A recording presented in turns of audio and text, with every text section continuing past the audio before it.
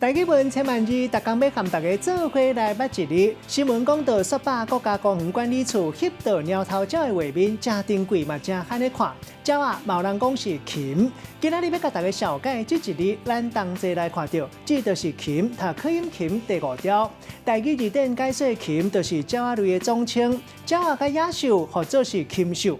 另外，这几日新闻报道，美国甲日本拢爆发疫情，结果鸡卵一个起价，有的所在有钱嘛买无卵，影响到真侪做生意的餐厅业者。这就是饲鸡啊、饲鸭啊，这精神的业者上界烦恼的禽流感。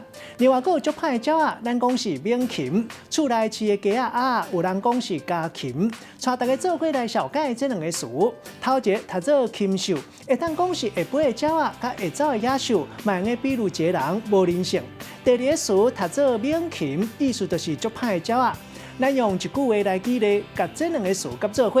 譬如讲阿明为了要顾伊的切啊，阵啊下毒偷死一寡切鸟啊，却颠倒偷死一寡保育类的免禽，互人骂讲伊的手段受过残，实在是比禽兽搁较不如。